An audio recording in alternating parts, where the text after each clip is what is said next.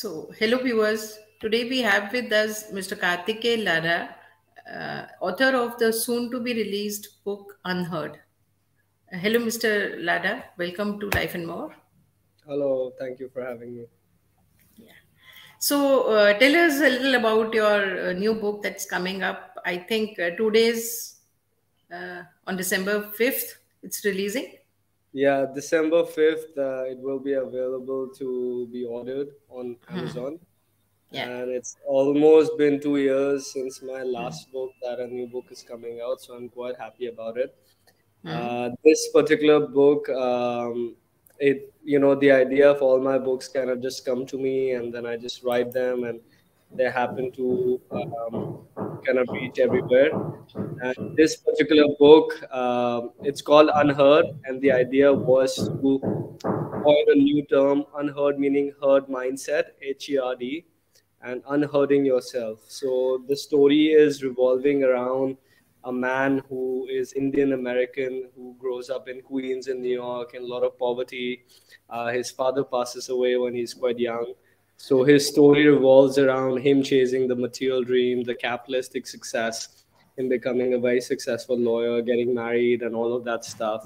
But then eventually his marriage falls apart and he starts sensing some suffering himself. And he goes on this journey where the book becomes kind of like a mystery, fantasy novel where there's a lot of mystical elements in the story. And he comes back to India to connect with his roots, to connect with things that were happening in his life.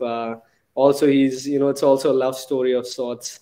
So yeah, the book kind of goes on to this journey of this guy, Michael, who's the main character, and his kind of like journey of breaking his internal self to arrive at a place where he can truly be one with himself, truly one with who he really is deep inside ourselves.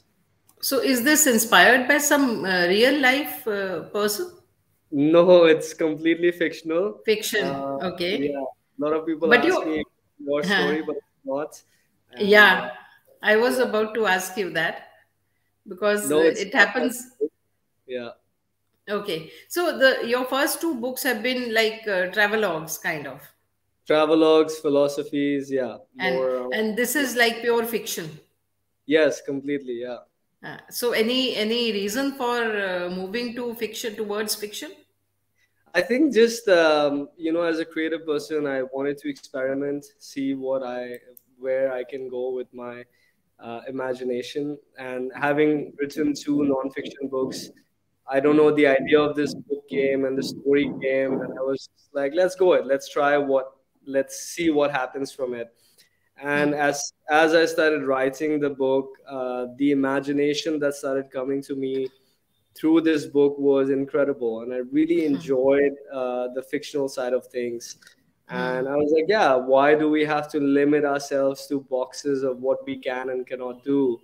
And so that's also a part of this story, as to that we don't need to limit our belief systems. We don't need to work around structures or constructs or ideas that limit us in ourselves as to what we can do, because we can do anything.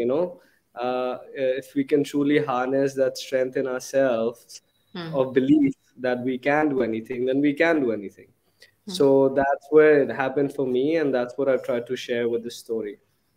Is that the spiritualist in you speaking? I don't like labels, so I don't think this is the spiritualist in me or anything. I personally believe that all of us, regardless of who we are and where we are spiritual in some ways or the other. It's just now we create a distinction in, are you spiritual or not? Back in India, we were all spiritual. We all lived a very spiritual life. So it wasn't like, oh, are you spiritual or not? So I think the key element is that the spiritual and material worlds are coexisting. It's just we're not aware of it anymore. We used to be. That's how we lived in India back in the day. That's how indigenous cultures in Amazon or Native America used to live. It was not, spirituality was never separate from their lives. It was always an integrated part of their lives. Yeah, but we So lost it somewhere. yeah, Somewhere. exactly. Yeah. So it's just we're remembering, and I think the key is to not distinguish spiritual and material worlds. I think they coexist, Okay. and they can truly coexist if we can bring our awareness to how to live a conscious life. So I Yeah. think that's the key. Yeah. So you worked with the solar energy, then you worked with for climate change, then you renounced everything and moved to writing. What Yeah, was the this. reason? What was the reason?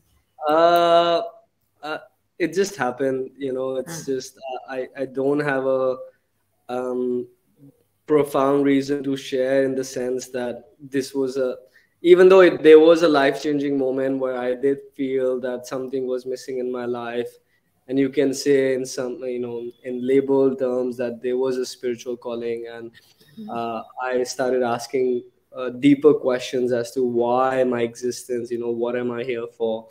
So all these questions did come up, and they had me take the actions that I took at that time, of leaving US and leaving my job, and renouncing even the family life in India. So because it's not like I came to India and I joined my family, it wasn't like that. I kind of really went 2 years. I went very underground. I was, living in ashrams. I was living in meditation centers, not with money.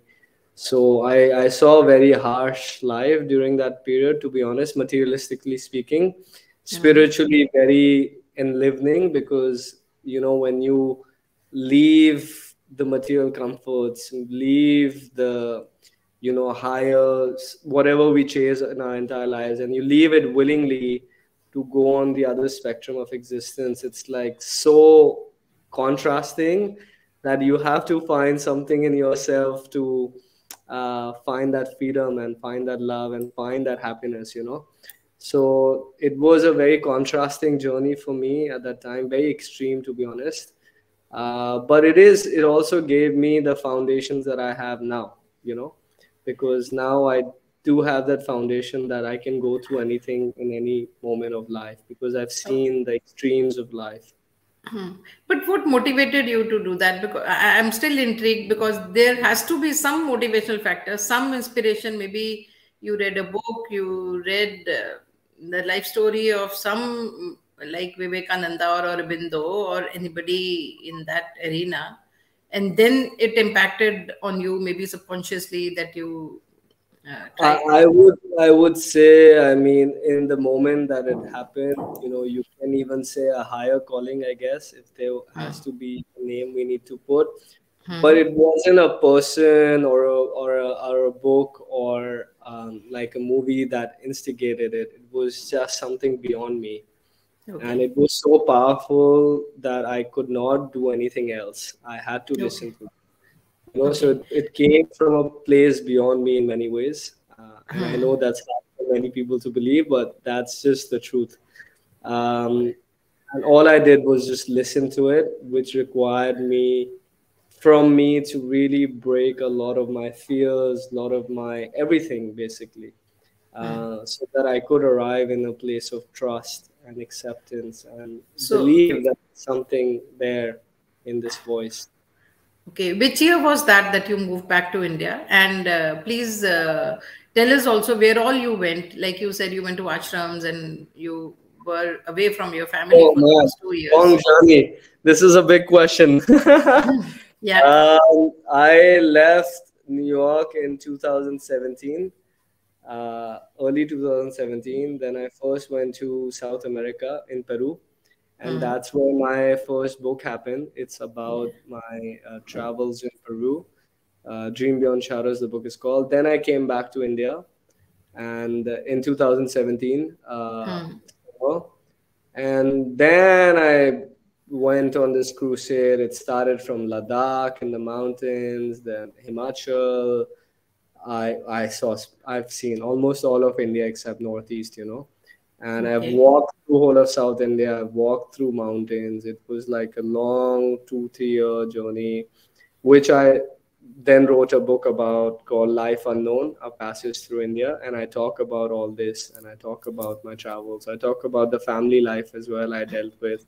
Hmm. Um, I think it's one of those books that connects a lot with young Indian people, because Hmm.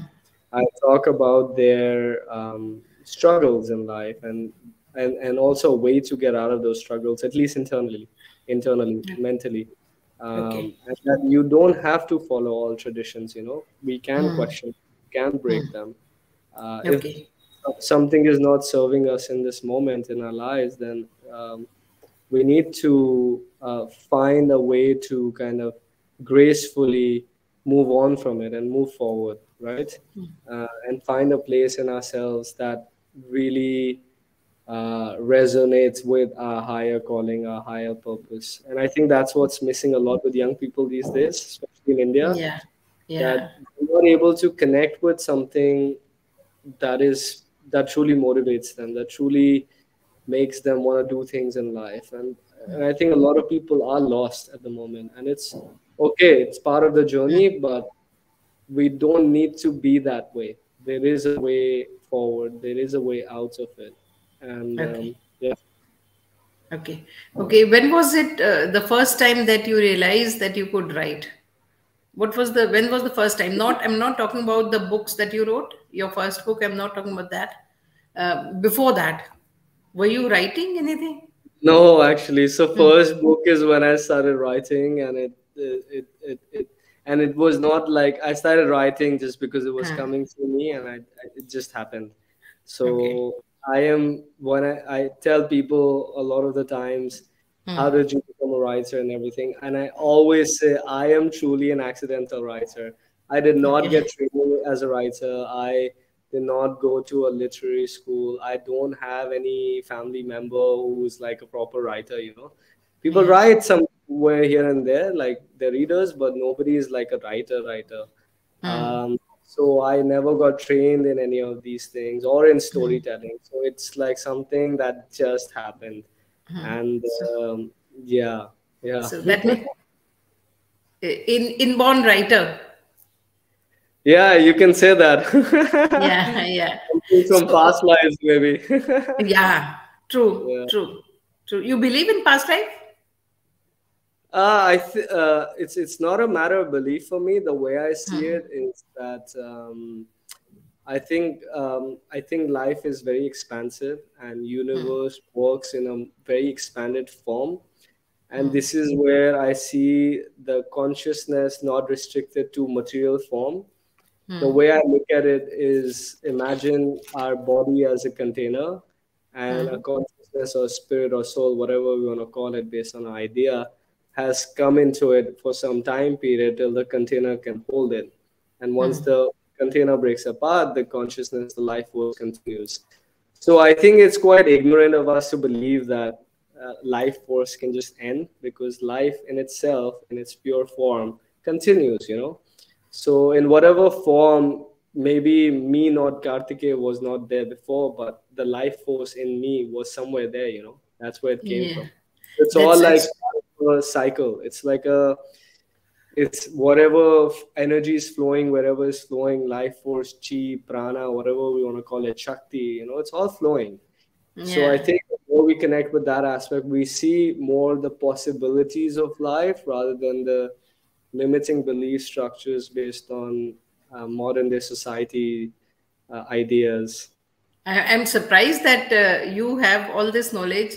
Maybe it's downloaded into your mind from above. You haven't read any books on this. I think I've spent a lot of time in jungles. That's where it Okay. comes from. Okay. Okay. um, I've spent a lot of time by myself in jungles with Okay. animals, with nature. So I truly believe my guru or teachers have been nature itself, because I've Uh, learned from observation. Hmm. Uh, and I don't see this as knowledge, actually. I think all of this is already in us. It's not something new that I'm saying, or Hmm. something that I had like, oh, this is Hmm. nobody can know. No, this is happening as Hmm. I'm talking to you. You know, you go out, you go into the jungle, this is what's happening. Like, that's what you Yeah. observe. So True. actually, self-realization is just self-observation and observation of life around you.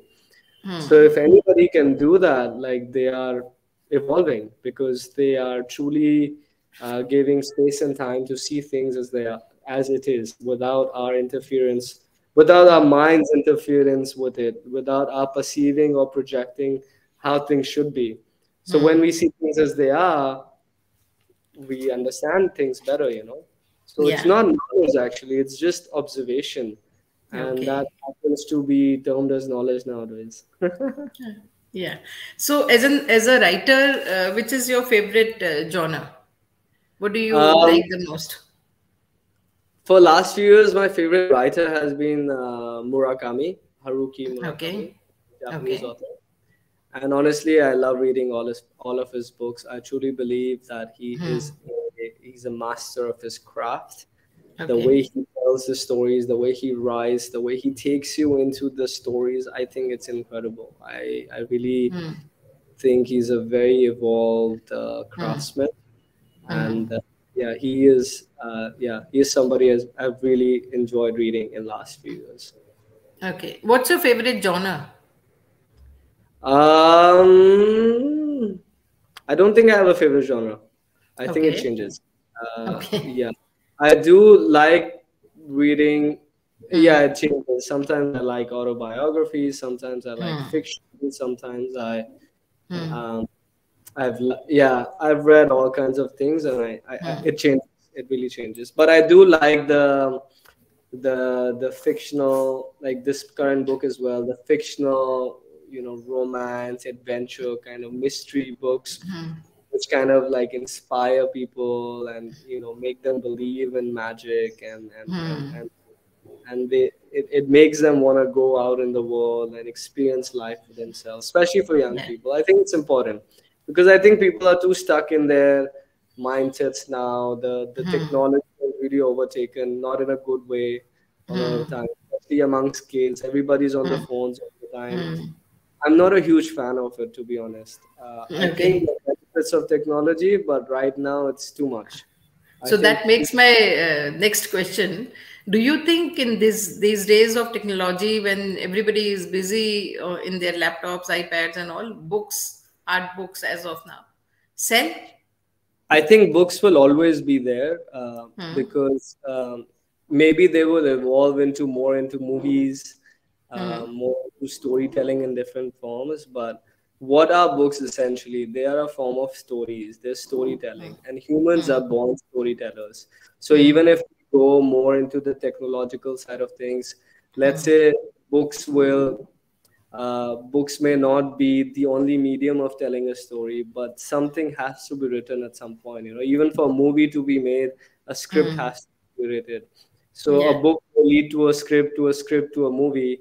But stories will always be a very integral part of human existence because that's how our entire culture is based on stories. Our entire religions, our entire spiritual, everything is based on stories. Stories, So right? we are born storytellers and we will always be telling stories. So it's just the form and the way the stories are shared may change, and which is changing, and it's okay. That's part of our evolution, I guess. But stories are always going to be there. So how difficult, how challenging, I should say, how challenging is it to market your book, market your story? It's okay for me. It's okay because I have a large audience of people already following and reading my books. So for me, it's okay. But I think for young authors, it can be challenging because you have to do initially a lot of work yourself to create that audience. And I think a lot of the times, for me, I guess I think luck was there in the sense that people connected with the book right away, and a lot of people connected with it and they read it. So I think it really depends as well uh, what your intentions are with the book, what you're writing. Um, it all depends. So it's hard to say one answer to this question because it Okay. really depends on the right. Sometimes people just want to write book and that's it, and they just want to share it and nothing more. For me, my sharing my books was more than myself. I truly believed that if my life can change so much, so dramatically, from so much suffering, pain to so much joy and love, if I can share a part of that through stories with people and inspire them, their lives can change. That's So, amazing. It yeah. became more of a part for me to ease other people's suffering and pain through stories, you know. So I Yeah. think it depends on people's purpose, their choices in life. Yeah. So, do you follow any writing schedule? Do you have any writing schedule? Not A favorite spot, a favorite time to write? I've gone through different processes with different books, to be honest. Hmm. I would say I was more of a writer who would write 10, 12 hours a day for first two Hmm. books. In my last book, I was like full power mode. I go Hmm. into these zones of just staying in my room and writing all day and just getting out to eat, not Hmm. even socializing. But now I'm also working on a new book, but I'm also involved in a lot of projects at the moment, so I Hmm. cannot not able to just be in a room all the time, unfortunately, even though I would have liked to. Hmm. But the way I write now, I just dedicate like an hour or so every day, and Hmm. whenever I get time, I try to get some words out. Hmm. Um, Tell, tell yeah. us about the book that you are writing now. A little about it. Yeah, the book I'm working on now, it's still in a very initial stages. It's going to take me some time to finish it, but Hmm. uh, I'm really, you know, I've been on this journey for almost a decade now, and Hmm. my entire 20s have gone by into not leading a very conventional life. You know, when Hmm. people in their 20s were applying for jobs and stuff, I was living in jungles, cutting wood, and meditating in caves. So I've lived a Hmm. very, very unconventional life Hmm. uh, my whole of 20s. Hmm. So I've learned a lot from it, and at the same time, I've not rejected society. I've been part of modern society in many ways. So I Hmm. feel like I am in a unique position of who can bring unique perspectives to people and society in general. Hmm. So through that space is what I'm creating this new book, and especially the Okay. philosophy in it is coming from an understanding of what do humans need in today's modern society to find that balance between the spiritual and the material, and how Hmm. does it look like, and how do we do that.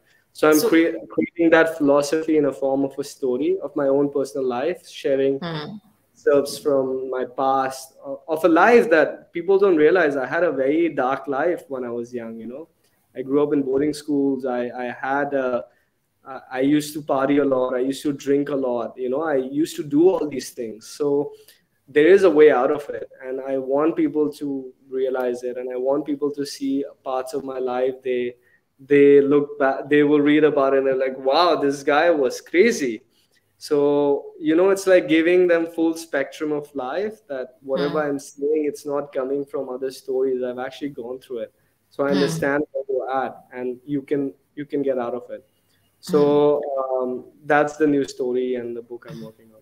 It's autobiographical in many ways.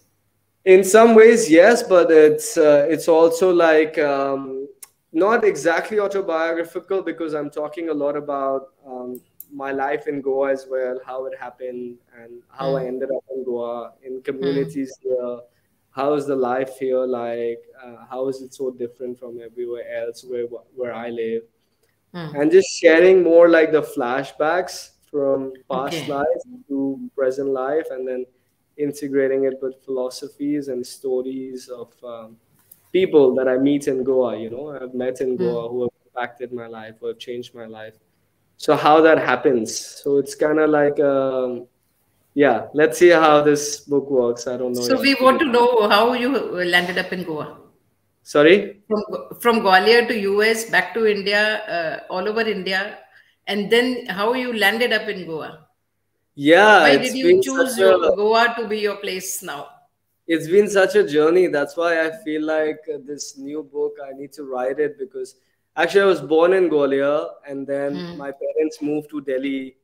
Hmm. So Gwalior not became a home, and then Delhi became home kind of. And I was in boarding school. At 10, Hmm. I went to a boarding school. So from 10, I've just been a nomad actually.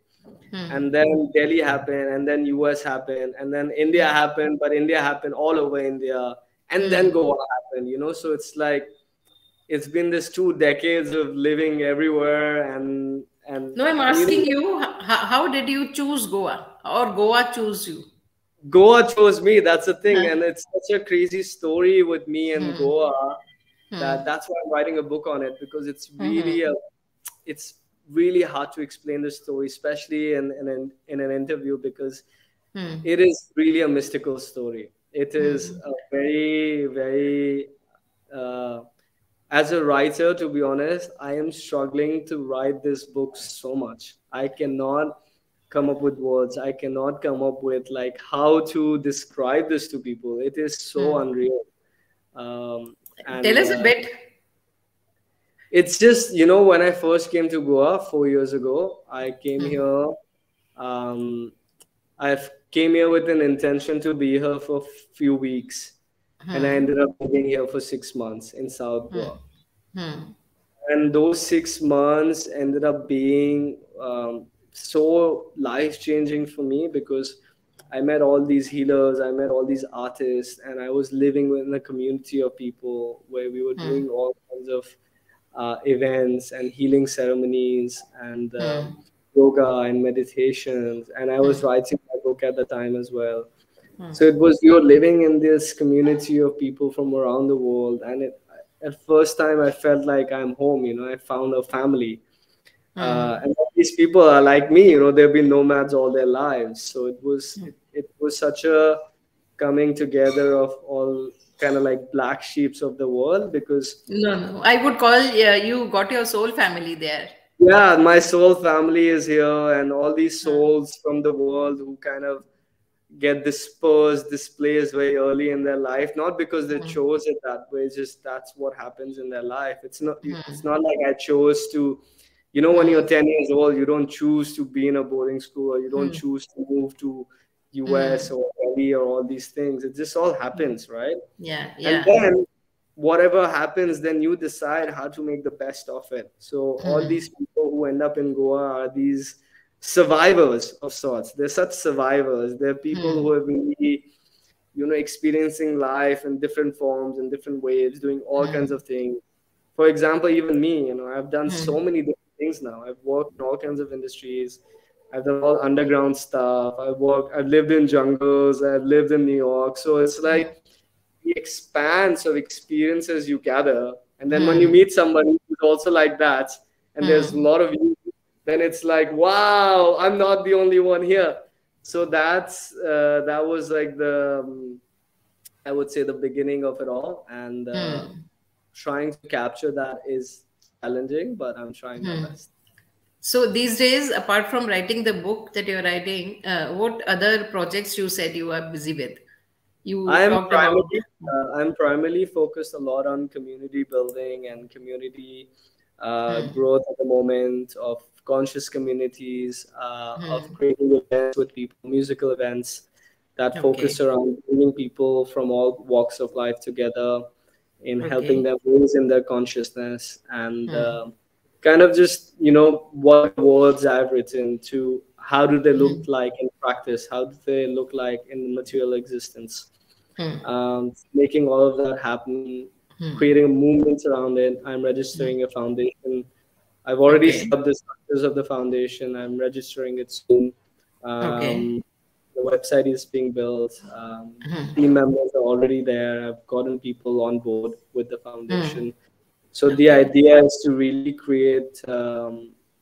I mean, the movement is already there with my books, but make it Hmm. bigger into. I want people to be reminded of the purity that is there in them, and Okay. that is And something I feel like people don't believe in anymore, and and they need to be reminded that it's there in them. uh, The God is there in them, the there and love is there in them, the true. consciousness is there in them, and they True. need to just connect with that. So that Yeah. is the movement, and I'm doing everything in my power to create events for it, musical gatherings for it, healing Okay. retreats for it, cultural shows for it, art Hmm. residencies for it. So I'm collaborating with all kinds of people Hmm. to facilitating these spaces. We're even doing kirtans, kirtans in a Okay. new and eccentric way where young people can connect with it, like bringing devotional bhakti yoga to young Okay. people in a more modernized way. So making everything accessible to people now, where Hmm. they can connect with it, and then they see, oh, Hmm. why this worked for thousands of years, you know.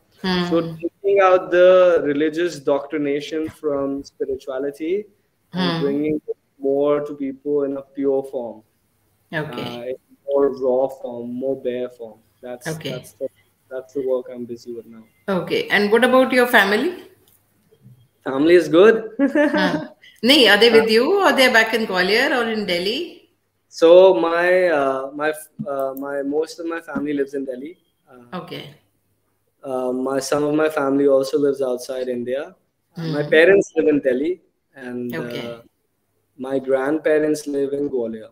And Okay. I am very blessed to have a family Huh. uh, that is completely on board with everything I'm doing. They were not initially, of course, but Hmm. Hmm. now they know that Hmm. he's here for this, you know. So even they have Uh-huh. said to it, and Uh-huh. uh, they're not fighting with Hmm. the.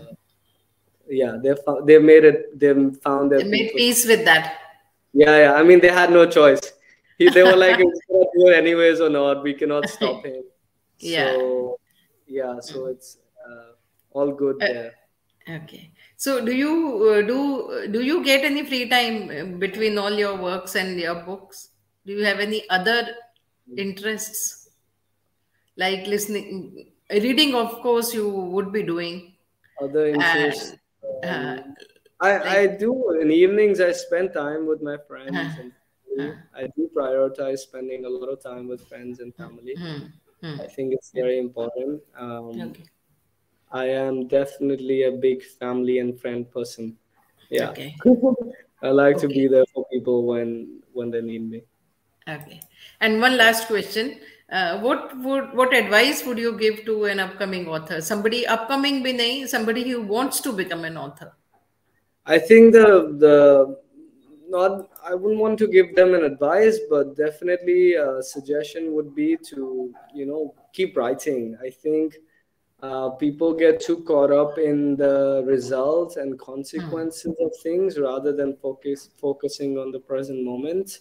Hmm. So if you truly want to write and create a story and a story that you believe in, like you got to write that story, you know. Okay. That is the Okay. first step.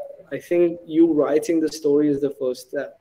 And whatever happens with that story is not in your control, to be honest, you know. Hmm. It will happen, whatever will happen, but you got to write that story. Hmm. That story is what matters to you the most. And if it truly matters to you the most, you got to write the story. So getting the Okay. words out. I mean, I get a lot of people, they're like, oh, I want to be a writer. I have this idea, I want to be a bestseller, blah, blah, blah, blah. I'm like, have you written anything? They're like, no, but I want to. I'm like, yeah, but Yeah. write. Hmm. That's the first step. There's no Uh, alternative to hmm. writing. Hmm. Writing, not just for the sake of, um, like for me, sometimes it takes, you know, like this new book I'm writing, it's going to take me a few years to write it because Hmm. I don't want to just write it. I want to write it from as much honesty and authenticity as Hmm. possible. So I think as writers, in especially today's time, how Hmm. to keep our voice as authentic as possible, as honest as possible, as Hmm. truthful as possible. And if Yeah. we can do that, then we're Hmm. uh, truly doing an honor to the craft that it is, because it is a Hmm. beautiful craft. It takes you Yeah. so deep inside in your own self, you know, in your own Hmm. journey of evolution. So, Hmm. what I would recommend to people is to find that authentic voice and then have that discipline and consistency to keep writing regularly. Because writing a book is actually it's a very elongated process. It can Hmm. take years.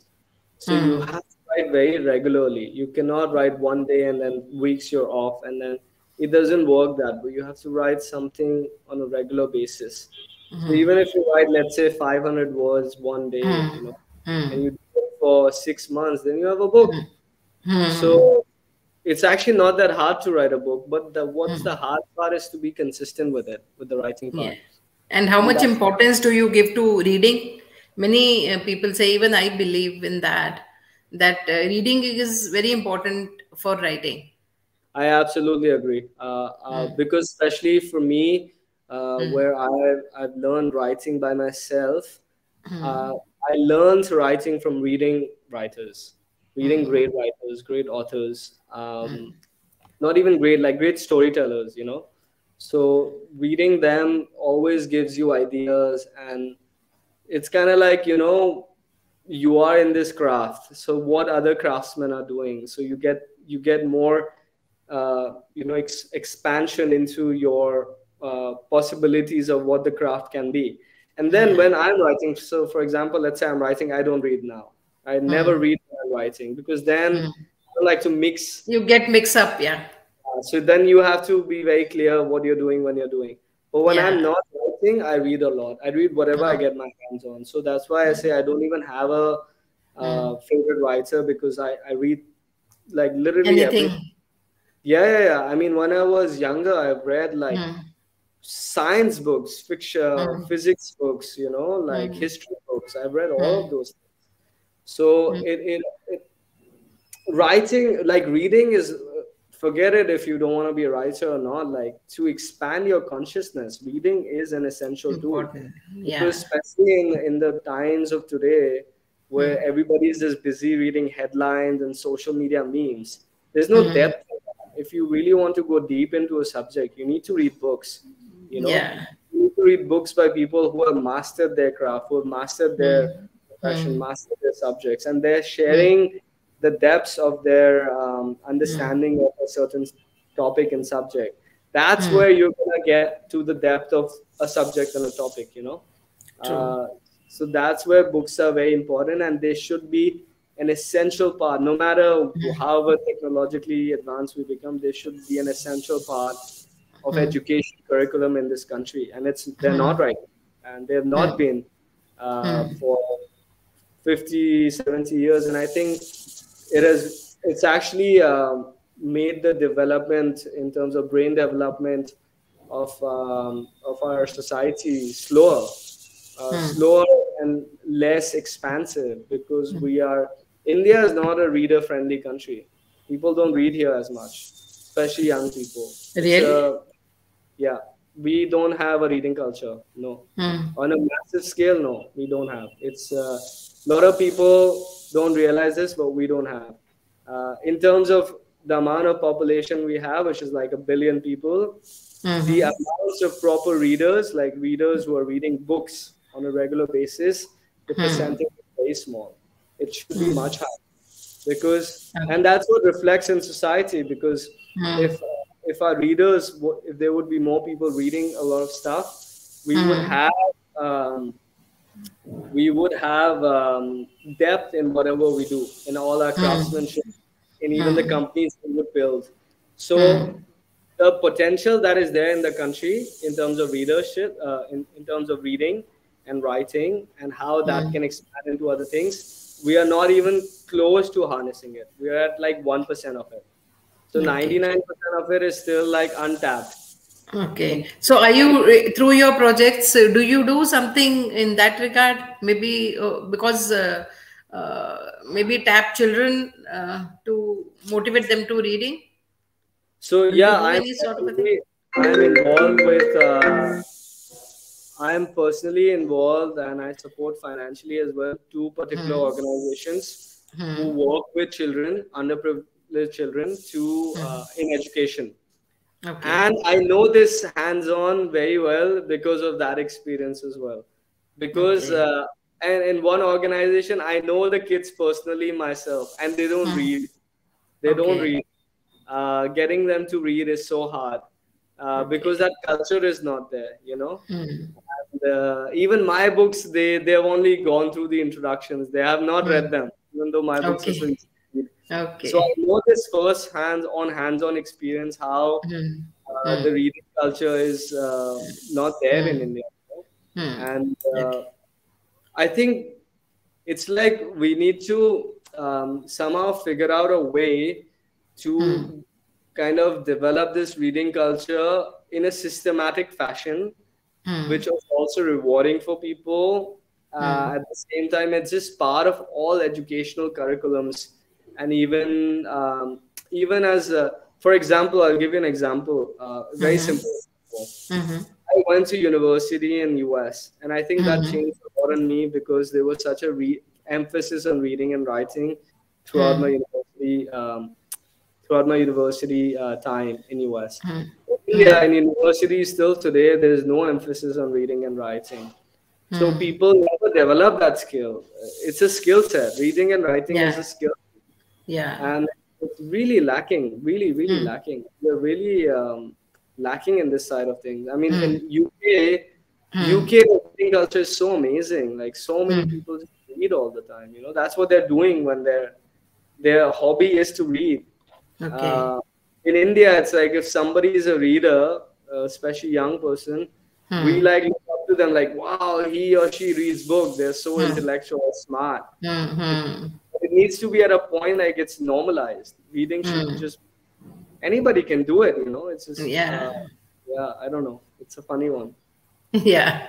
Yeah. So thank you so much, Kartikeya, for giving us your time. And we wish you all the best for your next book. And we wish you all the So best for all the projects that you are doing. And I hope that you can turn out more readers from the two organizations, at least, that you're working with. Thank you so yeah. much. Thank you so much. Thank you so Yeah. much for having me. Yeah. Lovely to be sharing this space with you. Thank you. Yeah, it was lovely talking to you and knowing more about you. Yeah. Maybe I'll come back when you write your next book. I would love to Yes. read that. Yeah. Thank you Yeah. to Life and More. Thank you so much. Yeah. Thank you.